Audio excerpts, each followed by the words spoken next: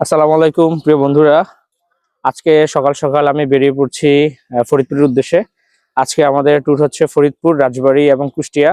আমরা টোটাল 4 দিনের ট্যুরের মধ্যে থাকবো। আজকে হচ্ছে 9 তারিখ, আমরা আসবো হচ্ছে 12 তারিখে। সো আজকে সকাল সকাল একদম 5:30 বাজে আমরা একদম ব্যাগের ব্যাগার্স রেডি হয়ে গিয়েছি।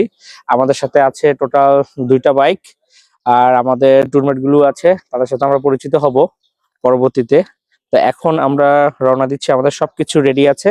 আমরা এখন ফরিদপুরের উদ্দেশ্যে রওনা দিচ্ছি আল্লাহর নাম নিয়ে। ইনশাল্লাহ পথে যেতে যেতে আরো কথা হবে। প্রিয় বন্ধুরা, খুব সকাল সকাল বেরিয়ে পড়েছি ফরিদপুরের উদ্দেশ্যে। এখন আছি চাঁদপুর শহরে। আমাদের চাঁদপুর থেকে টোটাল দূরত্ব হচ্ছে প্রায় 210 কিলোমিটারের মতো দেখাচ্ছে জিপিএস।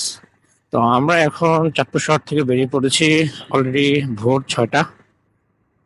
তো আমাদের যেতে বেশ কিছু সময় লাগবে, কারণ আমরা হচ্ছে ঢাকা হয়ে পদ্মা ব্রিজ দিয়ে ভাঙ্গা হয়ে তারপরে আমরা যাব।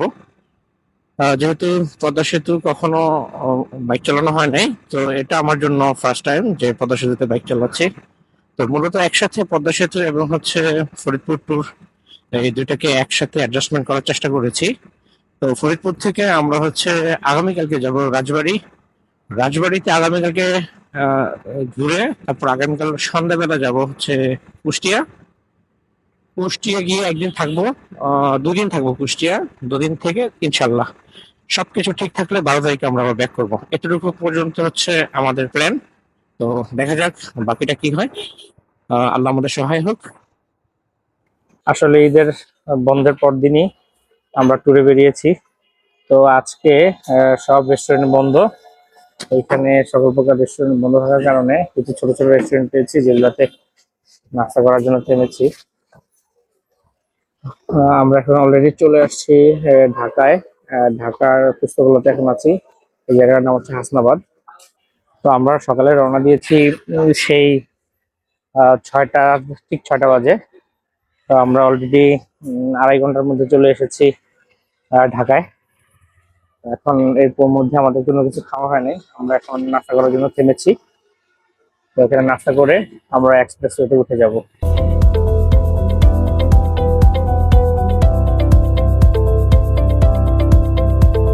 আমরা এখন উঠে পড়েছি এক্সপ্রেসওয়েতে।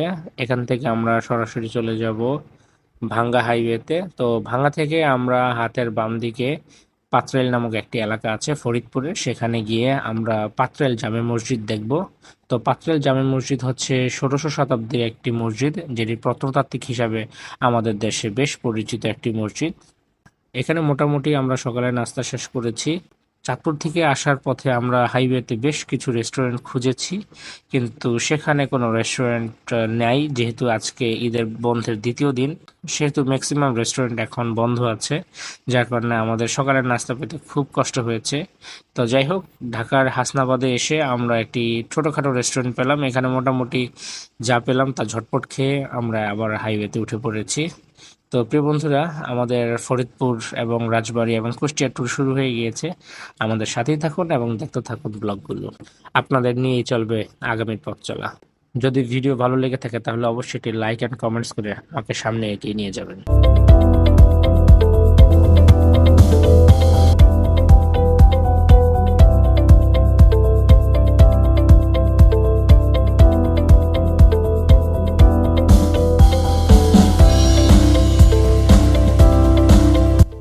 আমরা এখন আছি এক্সপ্রেসওয়েতে। তো এইখানে নিরবিচ্ছিন্ন গাড়ি চালাতে হয়, তো সেই তুলনায় আমরা মোটামুটি 80 থেকে 90 স্পিডকে মেজারমেন্ট করে চালাচ্ছি। এখানে টপ স্পিড 80। তো আমরা 80 85 এরকম ভাবে বাইক চালানোর চেষ্টা করছি, খুব একটা স্পিডিং করছি না। যাই হোক, আমাদের মূল উদ্দেশ্য হচ্ছে নিরাপদে আমাদের ট্যুরটা কমপ্লিট করা। তো এজন্য আমরা যেহেতু এখানে কোনো প্রতিযোগিতামূলক রাইডে আসি নাই, সেহেতু আমাদের মূল লক্ষ্য হচ্ছে নিরাপত্তার সাথে বাইক রাইড করে আমরা আমাদের সম্পূর্ণ ট্যুরটাকে সম্পূর্ণ করব। এখানে কোনো স্পিডিং করা হচ্ছে না, এখানে অতিরিক্ত স্পিডিং করে অতিরিক্ত রিস্কে আমরা বাইক রাইড করছি না। তো আমাদের উদ্দেশ্যটা মোটামুটি ক্লিয়ার, এবং আমাদের যারা ট্যুরমেট আছে প্রত্যেককে এই ব্যাপারে বলা হয়েছে যেন তারা একটা লিমিটেড স্পিডকে মেনটেন করে। প্রিয় বন্ধুরা, আমরা এখন ওই যে ওরা ওখানে, আমরা এখন টোল প্লাজা চলে আসছি। এই ঘুরে আসেন, ঘুরে আসেন। পদ্মা সেতু টোল প্লাজার সামনে আছি। এখন আমরা টোল প্লাজা দিয়ে প্রবেশ করে পদ্মা সেতুতে উঠে যাব। So this is the first time I am riding Padma bridge. এখানে বিশাল বড় লম্বা সিরিয়াল। এই সিরিয়াল শেষ হবে কতক্ষণে কে জানে। না, মনে হয় না বেশি সময় লাগবে, তারপরে দেখি। আমি এখন অ্যাকচুয়ালি জানি না মোটরসাইকেলের টোল এখানে কত নেয়, তার কারণ এটাই প্রথমবার। দেখা যাক। বাট প্রচন্ড গাড়ির প্রেসার আছে, ভালো গাড়ির প্রেসার আছে, মোটামুটি অনেক প্রেসার গাড়ির। আজকে ঈদের তৃতীয় দিন, তো সেই হিসাবে আজকে মোটামুটি গাড়ির চাপ বেশি থাকবে, কারণ সবাই বাড়ি ফিরছে। যারা ঈদে যেতে পারেনি তারা এখন আবার বাড়ি যাচ্ছে। হ্যাঁ, আমরা বলেছিলাম 100 টাকা করে টোল, 100 টাকাই টোল নিয়েছে বাইকের জন্য। এখন আমাদের সাথে যারা আছে ট্যুরমেট আমার ভাই, ওর জন্য দাঁড়াইতে হবে, একটু দাঁড়াইতে হবে। একটু দাঁড়াই, ওরা আসুক, তারপর ওদেরকে নিয়ে যেতে হবে।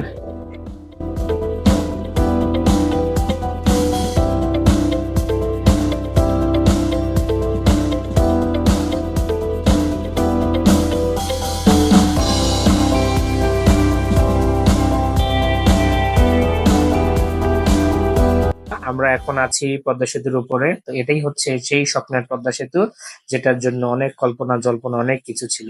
পদ্মা সেতু উদ্বোধনের পর অনেকবার ইচ্ছা ছিল এখানে আসবো এবং রাইড করব, কিন্তু ওই সময় পদ্মা সেতুতে বাইক চালানো নিষেধাজ্ঞা থাকার কারণে আমরা ওই সময় আসতে পারি নাই। তো এখন আমাদের সময় হয়েছে পদ্মা সেতুতে রাইড করার। এটাই হচ্ছে সেই স্বপ্নের পদ্মা সেতু। আমি এখন সাই সাই করে চলে যাচ্ছি পদ্মা সেতুর উপর দিয়ে, একদম নিরবিচ্ছিন্ন ভাবে।